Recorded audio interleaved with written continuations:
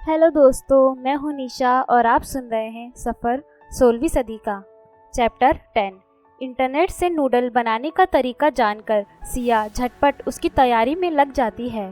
सिया को इतनी मेहनत करता देख बाकी लक्ष्मी और उसके घर वाले भी सिया की मदद करने में लग जाते हैं। सब मिलकर काम करते हैं और काम कुछ ही घंटों में खत्म हो जाता है। फिर वह थोड़े से नूडल बनाकर लक्ष्मी, सोनू और उसके माता पिता को देती है। वह लोग जब नूडल खाने लगते हैं तो वह उन लोगों से पूछती है कि कैसा है।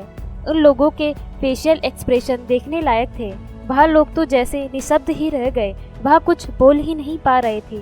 सिया को ऐसा लगता है कि उन लोगों को नूडल पसंद नहीं आया, उसकी सारी मेहनत बर्बाद हो गई। वह अपना मुंह लटकाकर बैठ जाती है। तभी सोनू चिल्लाते हुए कहता है, बहुत सुंदर, बहुत स्वादिष्ट, मैंने ऐसी चीज कभी नहीं खाई, यह तो बहुत ही अच्छा है। सोनू की खुशी देखकर सिया भी खुश हो जाती है और उन लोगों से पूछती है, क्या यह बाजार में बेचने लायक है? वह लोग खुश होते हुए कहते हैं, हाँ, यह बहुत स्वादिष्ट है, यह जरूर बिकेगा। सोनू सिया से कुछ और खाने के लिए मांगता है, पर उसकी माँ मना कर देती है, यह कहते हुए कि नहीं बेटा, यह बेचने के लिए है, जब बिकने लगेगा तो तुम्हें और मिलेगा खाने के लिए। वह सभी लोग नूडल्स बेचने के लिए बाजार में निकल जाते हैं। इन लोगों को दुकान लगाता देख सभी लोग चकित होकर यह देखते हैं कि यह क्या बिक रहा है। सिया जब नूडल बनाने लगती है और लोगों को खाने के लिए बुलाती है तो कोई भी उस अजीब सी चीज को देखकर उसके पास नहीं आता। सिया के नूडल्स कतूहल का विषय बन गए थे। कई घंटे बीत जाते हैं और सिया का बिल्कुल भी नूडल नहीं बिकता। सिया, सोनू और चीकू अपना मुंह लटकाए ग्राहकों का इंतजार कर रहे थे। तभी यहाँ राजकुमार विक्रम आते हैं। जी हाँ, वही राजकुमार विक्रम जिससे पहली बार सिया की नोकझोंक हुई थी। वह सिया को देखते ही पहचान जाते हैं और उससे पूछते हैं, तुम यहाँ क्या कर रही हो? सिया उन्हें देखकर मुंह बनाते हुए कहती है, आज मेरे पास समय नहीं है तुमसे लड़ाई करने का, तुम यहाँ से जाओ, मैं पहले से ही बहुत परेशान हूँ, अब मैं तुमसे कोई बहस नहीं करना चाहती। राजकुमार विक्रम जब सिया की दुकान को देखते हैं तो उन्हें कुछ कुछ समझ आने लगता है। वह सिया से कहते हैं, लगता है तुम कोई अलग और अनोखी चीज बेच रही हो, और तुम्हारा लटका हुआ मुंह देखकर लग रहा है कि अभी तक कोई भी ग्राहक नहीं मिला। तुम चाहो तो मैं तुम्हारी कुछ मदद कर सकता हूँ। सिया उनकी मदद लेने से इनकार कर देती है, नहीं, कोई आवश्यकता नहीं, हम खुद कर लेंगे। तभी चीकू बीच में कूद पड़ता है और सिया से कहता है, यदि यह हमारी मदद करना चाहते हैं तो मदद लेने में क्या बुराई है। सिया अभी भी तैयार नहीं हो रही थी। तभी उन लोगों को आपस में बहस करते देख राजकुमार मुस्कुरा देते हैं और कहते हैं, ठीक है, मदद नहीं लेनी तो ना सही, पर अपने ग्राहक का स्वागत तो करोगे। चलो मेरे लिए भी खाने के लिए एक लगा दो, मैं भी तो जरा चखता हूँ कि क्या है ये। यह सुनकर सिया उखड़े मन से उनके लिए भी नूडल बनाने लगती है। नूडल को खाकर राजकुमार पहले तो अजीब अजीब एक्सप्रेशन देते हैं, फिर वह पूरी प्लेट साफ कर देते हैं और अपने नौकर और बॉडीगार्ड से भी खाने के लिए कहते हैं। वह सभी खाकर मिलीजुली प्रतिक्रियाएं देते हैं। फिर वह अपने नौकरों और बॉडीगार्ड से कहते हैं कि वह इस प्रकार का नाटक करे जिससे आसपास के लोगों को ऐसा लगे कि यह बहुत ही स्वादिष्ट और अनोखी चीज है, ताकि ज्यादा से ज्यादा ग्राहक इस दुकान पर आ सके। वह सभी ऐसा ही करते हैं। कुछ ही मिनटों में वहाँ सैकड़ों लोगों की भीड़ लग जाती है। वहाँ लोग इतने ज्यादा होते हैं कि सिया और चीकू इतनी भीड़ को संभाल नहीं पाते। राजकुमार के इशारे पर उनके नौकर सिया की मदद करने में लग जाते हैं। वह भीड़ को काबू कर जल्दी जल्दी खाना परोसने लगते हैं। उनकी मदद के कारण कुछ ही घंटों में सभी नूडल खत्म हो जाते हैं। चीकू और सोनू पैसे गिनने में लग जाते हैं। इतनी अच्छी कमाई देखकर उन लोगों की खुशी का ठिकाना ही नहीं रहता। इसके बाद सिया राजकुमार के पास जाकर उनसे अपनी पिछली भूलों के लिए माफ़ी मांगती है और उनका धन्यवाद देती है। राजकुमार उसे कहते हैं कि उसे धन्यवाद नहीं चाहिए। यह बात सुनकर सिया को लगता है कि राजकुमार को कमाई में से हिस्सा चाहिए। वह उन्हें पैसों में से कुछ हिस्सा निकालकर देने लगती है। राजकुमार पैसों को देखकर मना कर देते हैं और कहते हैं, मुझे पैसे नहीं चाहिए। अब सिया को कुछ समझ नहीं आता। वह राजकुमार से पूछती है, अगर आपको पैसे नहीं चाहिए, धन्यवाद नहीं चाहिए, तो क्या चाहिए? राजकुमार मुस्कुराते हुए कहते हैं, मुझे दोस्ती चाहिए, क्या तुम मेरी दोस्त बनोगी? यह सुनकर सिया हैरानी से पूछती है, आप मुझसे भला दोस्ती क्यों करना चाहते हैं? मैं तो एक गरीब सी लड़की हूँ। राजकुमार कहते हैं, क्योंकि मैं आज तक एक ऐसी लड़की से नहीं मिला जो कि इतनी स्वाभिमानी और दृढ़ निश्चय वाली हो। मेरी मुलाकात आज तक ऐसी कई लड़कियों से हुई है जो कि एक से एक सुंदर और धनवान हो, पर वह लड़कियां सभी मेरी पैसों के पीछे ही रहती हैं या मेरे रूप के आकर्षण के पीछे। मैंने पहली बार तुम जैसी लड़की देखी है जो मुझे आम इंसान की तरह महसूस कराती है, जो मेरे पैसों के पीछे नहीं, आकर्षण के पीछे नहीं, बल्कि मुझसे दूर भागने की कोशिश करती है, जो मुझे यह एहसास दिलाती है कि मैं एक राजकुमार ना होकर एक इंसान भी हूँ, जो कि मेरा फायदा उठाने की कोशिश नहीं करते। बोलो, क्या तुम मेरी दोस्त बनोगी? राजकुमार की बातें सुनकर सिया कुछ देर सोच में पड़ जाती है। उसके बाद वह हाँ कहकर अपना हाथ बढ़ाकर उनसे दोस्ती करने के लिए अपना हाथ बढ़ाती है। राजकुमार भी कुछ देर के लिए उसके हाथों को देखते रहते हैं, फिर वह भी उससे हाथ मिला लेते हैं। उन्हें यह सब कुछ अलग लगता है क्योंकि 16वीं सदी में लड़का और लड़की एक दूसरे के हाथ नहीं मिलाते, पर सिया कुछ अलग थी। फिर सिया उनसे दोबारा मिलने का कहकर वहां से जाने लगती है। राजकुमार उन्हें पीछे से आवाज देते हैं और कहते हैं, मैं कल फिर आऊंगा और तुम्हारे हाथों का बना नूडल खाऊंगा। सिया भी उन्हें आवाज देकर कहती है, हाँ जरूर। अब क्या होगा आगे, क्या है राजकुमार के दिल में, जानने के लिए बने रहिए मेरे साथ। चैप्टर 11। सिया घर वापस आते समय बहुत खुश थी क्योंकि आज उसने अच्छी कमाई कर ली थी। चिक्कू भी उसे खाने की नई नई चीजों के नाम बता रहा था ताकि वह लोग कुछ छोटी मोटी पार्टी कर सके। सिया बोलती है, हाँ जरूर, हम छोटी मोटी पार्टी तो कर ही सकते हैं, आखिर हमने पहली बार कुछ अच्छा व्यापार किया है। रास्ते में आते समय सिया को एक साड़ी दिखती है। सिया काकी के लिए एक साड़ी, सोनू के लिए और लक्ष्मी सभी के लिए कपड़े खरीदती है। वह घर के लिए राशन और सब्जियां भी खरीद लेती है। जब वह काकी को यह सब देती है तो काकी यह सब लेने से इनकार कर देती है और सिया से अपने पैसे बचा कर रखने के लिए कहती हैं, बेटा तुम इतनी परेशान ना हो, आज तक तुमने हमारे लिए जो कुछ भी किया वह हमारे लिए किसी ने नहीं किया। तुमने हमारे सोनू की जान बचाई, हमने तुम्हारे लिए जो कुछ भी किया फ्री में नहीं किया था। उसके बाद तुम हमें किराया भी दे रही हो, तो अब यह सब करने की क्या ज़रूरत है। सिया उनकी हिचकिचाहट को समझ जाती है और उनसे कहती है, काकी मैं जो कुछ भी लाई हूँ वह प्यार के लिए लाई हूँ। यह सब देकर मैं आप पर कोई एहसान नहीं कर रही, बल्कि यह सब मैं आपको इसलिए दे रही हूँ क्योंकि मैं आप लोगों को अपना मानती हूँ। आप लोगों ने मेरा जैसा ख्याल रखा, मुझे अपना सा सुरक्षित महसूस कराया, इस नई जगह में मुझे अनजाना सा महसूस ना हो, इसलिए आप लोगों ने क्या कुछ नहीं किया और खुद भूखे रहकर मुझे खाना खिलाया। मैं एक अनाथ हूँ, मेरे माता पिता नहीं हैं, पर आपने मुझे माता पिता जैसा महसूस कराया। शायद आपको नहीं पता, पर इस अनजान जगह में मैं अपने आप को खुद को अकेला और डरा हुआ महसूस करती थी, पर लक्ष्मी और सोनू ने मुझे अपने भाई बहन जैसा एहसास दिलाया। इस नाते मैं भी आपकी बेटी हूँ। अब आपने मुझे बेटी भी कह दिया है, तो क्या एक बेटी अपनी माँ, बहन और भाई के लिए इतना कुछ नहीं कर सकती? मैंने जो कुछ भी किया है अपनी मर्जी और अपनी खुशी से किया है। मेरा आपसे निवेदन है कि आप इस सामान को रख लीजिए। अगर आप भी सामान को रख लेंगे तो मुझे ऐसा लगेगा कि आपने भी मुझे अपनी बेटी दिल से मान लिया है, वरना मैं समझूंगी कि सिया इतना कहती ही है कि काकी झट से उसके हाथों से सामान ले लेती है और वह उसके आंसू पोंछते हुए कहती है, अब बस भी करो, कितना रुलाओगी। अब मुझे समझ आया तुम हमारे पास क्यों आई हो। भगवान ने तुम्हें हमारी मदद के लिए भेजा है, वरना किसी को क्या फर्क पड़ता है हम जैसे गरीब जिए या मरे। तुम बेटी सचमुच सिया हो, माता लक्ष्मी का रूप सिया। जिस प्रकार माता लक्ष्मी सिया के रूप में धरती पर आई और उन्होंने अपनी पवित्रता से, निश्चय प्रेम से और अपने उदार हृदय से सब जगह शांति, उन्नति और खुशियाँ बिखेरी, उसी तरह तुम हमारी जिंदगी में आई हो माता लक्ष्मी का रूप बनकर। अब मुझे समझ आया कि तुम्हारे माता पिता ने तुम्हारा नाम सिया क्यों रखा है। तुम्हें उन्हीं की तरह पवित्र और सबका भला सोचने वाली हो।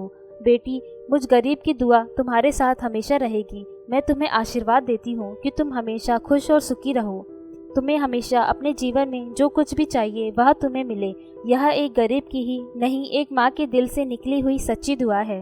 काके की बातें सुनकर सिया को भी अच्छा लगता है। वह मन ही मन खुश होती है और ईश्वर से धन्यवाद देती है इस नए समय में उसे एक परिवार और परिवार का प्यार देने के लिए। यह लोग भले ही उसके अपने नहीं, पर अपनों से कम भी नहीं। अगले दिन सिया जब नूडल्स की दुकान लगाने बाजार जाती है तो वहाँ कुछ दुकानदार जो सिया से अब जलने लगे थे क्योंकि उनका काम नहीं चलता, वह लोग एक इंसान को सिया की दुकान पर भेजते हैं और उससे एक नाटक करने के लिए कहते हैं कि यह नूडल खाकर उसके पेट में दर्द होने लगा। वह आदमी भी ऐसा ही करता है, जिससे सिया की दुकान पर भीड़ इकट्ठा हो जाती है और सभी लोग सिया की दुकान को तोड़ने की कोशिश करते हैं। तभी सिया उन लोगों से कहती है, मेरे नूडल खाने से ऐसा कुछ भी नहीं हुआ है, और लोगों में बहस होने लगती है। वह बहस चल ही रही होती है कि तभी वहाँ राजकुमार विक्रम आ जाते हैं। वही लोगों की बहस को देखकर वह समझ जाते हैं कि जरूर हो न हो सिया के खिलाफ कोई साजिश पक रही है। वह अपने गार्ड से कहकर उस आदमी की जानकारी निकलवाने के लिए भेजते हैं।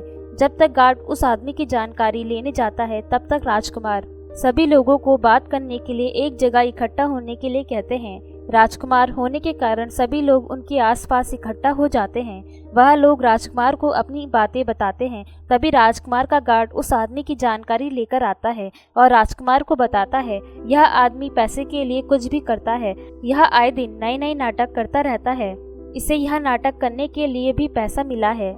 इसके बाद उस आदमी की जब कुछ पिटाई होती है तो वह सब कुछ सच बोल देता है। राजकुमार ने लोगों को यह धमकी देकर कि अगर आज के बाद उन्होंने ऐसा कुछ भी किया तो उन्हें वह जेल में डलवा देंगे। सिया उनकी इस मदद के लिए बहुत खुश होती है और उनका धन्यवाद के रूप में उन्हें नूडल खाने के लिए देती है। राजकुमार सिया से कहते हैं कि यह नूडल तो हर कोई खा लेता है, मैंने तुम्हारी मदद की है, इसलिए मुझे तुमसे खास स्पेशल ट्रीटमेंट चाहिए। सिया उनसे पूछती है कि हाँ बिल्कुल, आपको जो चाहिए आप मुझसे कहिए, मैं आपको बनाकर ज़रूर खिलाऊंगी। राजकुमार कहते हैं तो अभी चलो, मुझे अपने घर पर ले चलो और मुझे अपने हाथों से कुछ बनाकर खिलाओ। सिया हिचकिचाते हुए कहती है, राजकुमार आप मेरे घर कैसे जा सकते हैं? आपको शायद नहीं पता, मैं टूटी फूटी झोपड़ी में रहती हूँ। वह लोग काफ़ी गरीब है। यह मेरा अपना कोई घर नहीं, मैं उन लोगों के पास आश्रित हूँ और ऐसे में आपको वहाँ ले जाना ठीक नहीं होगा। इससे आपकी सुरक्षा भी प्रभावित होगी और वैसे भी आप एक राजकुमार हैं। आप जैसे राजकुमार गरीब लोगों के घर नहीं जा सकते। राजकुमार उसकी एक नहीं सुनते और उसके साथ जाने की जिद करते हैं। तंग आकर सिया उन्हें हाँ कर देती है, पर उससे कहती है, ठीक है, अगर आपको मेरे घर का खाना ही खाना है तो मैं आपको ज़रूर खिलाऊंगी, पर अभी नहीं। आप मुझे कुछ दिन का समय दीजिए, सही समय आने पर मैं आपको ज़रूर आमंत्रित करूंगी। यहाँ तक के लिए मैं आपको एक खास चीज़ बनाकर खिलाती हूँ। सिया अगले दिन उन्हें बड़ी ही मुश्किल से कॉटन कैंडी बनाकर देती है। राजकुमार इस कॉटन कैंडी को देखकर बहुत अचंभे में होते हैं। उसके बाद जब वह उसे खाते हैं तो वह बहुत खुश होते हैं और सिया को यह आइडिया देते हैं कि यदि वह चाहे तो कॉटन कैंडी की भी शॉप खोल सकती है। इसमें वह उसकी मदद कर सकते हैं। वह हमसे कुछ उधार ले लेगी जिसे वह बाद में चुका सकती है। सिया को भी उनका यह आइडिया बहुत अच्छा लगता है और अब क्या करना है इसका प्लान भी उसके दिमाग में बना लेती है। तो क्या चल रहा है सिया के दिमाग में, जानने के लिए बने रहिए मेरे साथ। चैप्टर 12। सिया को राजकुमार विक्रम का आइडिया अच्छा लगता है। वह इस बारे में चीकू से भी बात करती है। चीकू को भी उसका आइडिया अच्छा लगता है क्योंकि इसमें उसकी फाइनेंशियल कंडीशन अच्छी हो सकती थी। दुकान के लिए पैसों की तो कोई दिक्कत नहीं थी क्योंकि उनके लिए राजकुमार फाइनेंशियली सपोर्ट देने वाले थे, लेकिन बहुत ज़्यादा मात्रा में कॉटन कैंडी बनाने के लिए ज़रूरत थी बहुत अच्छी मशीन की। इस सदी में इतनी अच्छी मशीन बनाना मुश्किल है, लेकिन अब सिया के पास तो उसका मोबाइल था। वह साइंस की स्टूडेंट होने के नाते और चीकू की मदद से सिया कुछ मेहनत से एक मशीन तैयार कर लेती है। जब वह कॉटन कैंडी को बनाने की कोशिश करती है तो वह नहीं बनती। सिया का मुंह लटक जाता है। अब वह क्या करेगी? इतनी मेहनत करने के बाद भी मशीन ठीक नहीं हुई क्योंकि उस मशीन में गर्म हवा नहीं आ रही थी जिससे कि कॉटन कैंडी बन सके। अगले दिन राजकुमार सिया से मिलते हैं और उसके नए बिजनेस के बारे में पूछते हैं। सिया बहुत रूखे मन से बताती है कि उसकी मशीन में गर्म हवा तैयार नहीं हो रही जिससे कि कॉटन कैंडी नहीं बन पा रही। राजकुमार उससे पूछते हैं, पर तुमने तो पहले मुझे बनाकर खिलाई है। वह बताती है कि चूल्हे की मदद से किसी तरह गर्म हवा को तैयार करके उसने थोड़ी सी कॉटन कैंडी बनाई थी जो कि बहुत मेहनत के बाद बनी थी, लेकिन इस कॉटन कैंडी को बनाने के लिए उतनी तापमान तैयार नहीं हो पा रहा जिससे कि यह मशीन काम कर सके। वह मन ही मन कहती है, काश यह बिजली होती तो कॉटन कैंडी बन जाती। राजकुमार जब उसकी मशीन को देखते हैं तो वह धीरे से मुस्कुरा देते हैं और कहते हैं, इतनी सी बात, इसे मुझे दो, मैं इसे ठीक कर सकता हूँ, पर इसके बदले में मुझे क्या मिलेगा? सिया उनकी तरफ घूर कर देखती है और कहती है, आप बिना मतलब के कुछ नहीं करते हैं ना? ठीक है, पर आप इस मशीन को बना दीजिए, आप जो कहेंगे वही होगा। राजकुमार कुछ मशीनों की सहायता से उस मशीन को तैयार कर देते हैं। उसमें बस कुछ कमी थी, पर उसके तापमान को मैनेज करने के लिए वह उसमें नई तरह के कुछ इंजीनियरिंग वर्क करते हैं और वह ठीक हो जाता है। यह देखकर सिया बहुत खुश होती है और उनसे पूछती है, आपने ये सब कैसे किया राजकुमार? राजकुमार बड़े ही गर्व से कहते हैं, क्योंकि मैंने अभी शिक्षा अभियंता इंजीनियर के रूप में की है। मुझे यंत्रों में काफ़ी दिलचस्पी है, जिस कारण मैंने यंत्रीकरण शिक्षा प्राप्त की है। हालांकि मैं उसमें काफ़ी अच्छा नहीं हूँ, इसलिए मैंने बीच में ही पढ़ाई को छोड़ दिया, लेकिन मैं कुछ तो कर ही सकता हूँ। अब मशीन बिल्कुल तैयार थी। सिया सोनू और चीकू के साथ उस मशीन का परीक्षण करती है, जो कि सफल होता है। सिया उस दुकान को चीकू और सोनू को सौंप देती है ताकि वह लोग अपनी अलग दुकान लगाकर कॉटन कैंडी बेच सके। अब ऐसे ही कई दिन बीत जाते हैं। इन लोगों का व्यापार बहुत अच्छा चल रहा होता है। सिया भी अब तक कई पैसे कमा चुकी थी और वह चाहे तो अपनी अलग जगह पर रह सकती थी। काकी के घर की हालत भी काफी सुधर चुकी थी। अब उन्हें खाने पीने की कोई दिक्कत नहीं थी, क्योंकि सोनू और उसके पिता व्यापार को अच्छे ढंग से चला रहे थे। सोनू के पिता ने अपने घर के पीछे ही कुछ सब्जियों को बो दिया था, जिससे वह सब्जी मार्केट में बेचकर छोटे मोटे खर्चों को पूरा करते थे। यह देखकर काकी बहुत खुश थी। एक दिन सिया देखती है चीकू कोने में बैठकर रो रहा है। वह उसे जाकर पूछती है तो वह बताता है कि उसने बहुत बुरा सपना देखा कि उसकी दादी को कुछ लोग बहुत बुरी तरह से मार रहे हैं। उसे अपनी दादी की बहुत याद आ रही है। वह अपनी दादी को ढूंढने जाना चाहता है, पर कहाँ ढूंढे उसे पता नहीं। चीकू की हालत देखकर सिया को उस पर दया आती है। वह चीकू को कुछ पैसे देती है और उससे कहती है कि तुम चिंता ना करो, हम तुम्हारी दादी को जल्दी ढूंढ लेंगे। यह पैसे लो और तुम आसपास के नगर में जाकर अपनी दादी को ढूंढने की कोशिश करो। मैं भी यहाँ तुम्हारी दादी को ढूंढने की कोशिश करूँगी। अगले दिन चीकू निकल जाता है।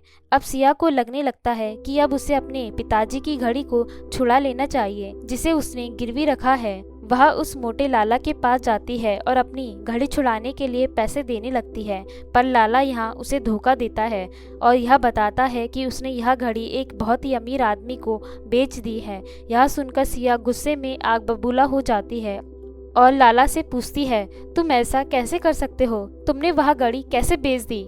मैंने तुमसे कहा था मैं आकर उस घड़ी को ले जाऊंगी। लाला बताता है कि हमारे धंधे में ऐसा संभव नहीं। मैंने तुम्हें 2 हफ्तों का समय दिया था और 2 हफ्ते पूरे हो गए हैं। तुम एक दिन लेट आई हो, इसलिए मैंने उस घड़ी को कल ही बेच दिया। यह सुनकर सिया रोने लगती है। वह लाला से पूछती है कि जिस आदमी को तुमने वह घड़ी बेची वह कैसा दिखता था? लाला बताता है वह आदमी काफ़ी अमीर लग रहा था। मैंने उसका चेहरा नहीं देखा, पर मैंने इतना देखा कि उस आदमी के बाएं हाथ पर एक बड़ा सा निशान है, जैसे कि वह जला हो। वह आदमी उस निशान को ज़्यादा तो ढक कर ही रखता था, क्योंकि वह आदमी बार बार अपने हाथों के कपड़ों को संभाल रहा था। उसके बाद सिया वहाँ से वापस आ जाती है। वह लगभग पूरी ही रास्ते रो रही थी। तभी राजकुमार विक्रम के नौकर की नज़र सिया पर पड़ती है। वह सिया को बीच में नहीं रोकता, बल्कि उसे जाने देता है। सिया घर आकर भी उदास रहती है। वह खाना भी नहीं खाती। काकी उसे देखकर परेशान होती है। काकी के पूछने पर वह बता देती है कि उसके पिता की घड़ी जो उसने गिरवी रखी थी वह उस लाला ने बेच दी, लेकिन उसने किसे यह घड़ी बेची उसे यह पता नहीं। अब वह इतने बड़े राज्य में उस आदमी को कैसे ढूंढेगी? वह घड़ी उसके पिता की आखिरी निशानी थी। काकी उससे पूछती है, तुम क्या उस यंत्र की बात कर रही हो जो समय बताता है? सिया हाँ कहती है। काकी बताती है, वह यंत्र दिखने में काफ़ी अमूल्य और खूबसूरत दिख रहा था। जरूर हो ना हो किसी राजकुमार या राज्य के परिवार के किसी ऊंचे पदवी वाले लोग ने ही खरीदा होगा, क्योंकि वह यंत्र इतना विचित्र था कि उसे कोई भी आम व्यक्ति नहीं खरीद सकता। सिया, उस आदमी को ढूंढना इतना भी कठिन नहीं होगा, क्योंकि राजमहल में ही कोई व्यक्ति ऐसा होगा जिसने वह यंत्र खरीदा होगा। लेकिन तुम वहां तक कैसे जाओगी? इतना कहकर काकी वहां से चली जाती है। अब सिया सोच में पड़ जाती है कि वह उस घड़ी को कैसे पाए और किसने उस घड़ी को खरीदा होगा। क्या सिया अपने पिता की आखिरी निशानी पाने में कामयाब हो पाएगी? जानने के लिए बने रहिए मेरे साथ ओनली ऑन स्टोरी सोनिक पर।